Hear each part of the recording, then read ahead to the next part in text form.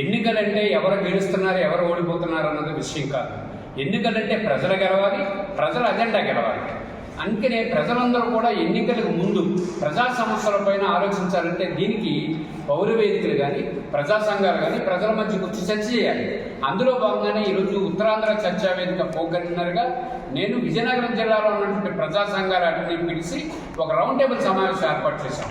ఈ round table సమావేశం ద్వారా కొద్దిగా అజెండాను తయారు చేశాం.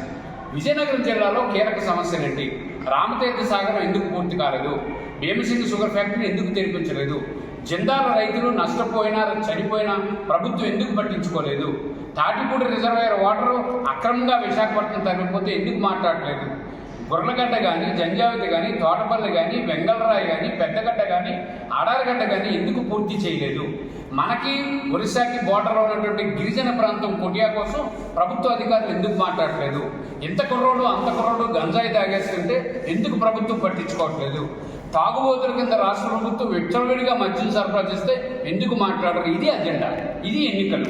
ఇది మానేసి ఎవరికి టికెట్ వస్తుంది, ఎవరు మేనల్లుడికి వస్తుందా లేదా, ఇక్కడ విజయనగరంలో ఎవరు పోటీ చేస్తారు, చీపురుపల్లి ఎవరు, గైతునారులు ఎవరు, భోగాపురంలో ఎవరు, ఇది కాదే. ఈ రాష్ట్రానికి పవన్ కళ్యాణ్ ముఖ్యమంత్రి అయినా, మరోసారి జగన్మోహన్ రెడ్డి అయినా, మరోసారి చంద్రబాబు నాయుడు ముఖ్యమంత్రి అయినా పరిపాలనలో మార్పు రాదు, ప్రజల్లో మార్పు రావాలి. ప్రజల్లో మార్పు రావాలంటే ప్రజా సమస్యల పట్ల మీకు అవగాహన ఉండాలి.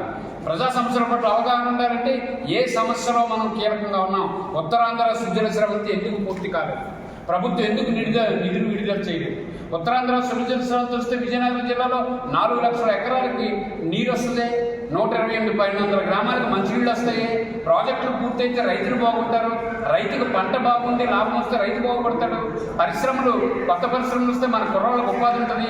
ఇది మానేసి ఏది పడితే అది మాట్లాడుకొని ఎలక్షన్ అంటే వాళ్ళ కోసం అనుకుంటాం, వాళ్ళ కోసం కాదు, ఇది ప్రజల కోసం. అందుకనే విజయనగరం జిల్లాలో యాక్టివ్గా పనిచేస్తున్నటువంటి ప్రజా సంఘాలను పిలిపించి ఈ చర్చా వేదిక పెట్టాం, ఈ రౌండ్ టేబుల్ సమావేశం పెట్టాం.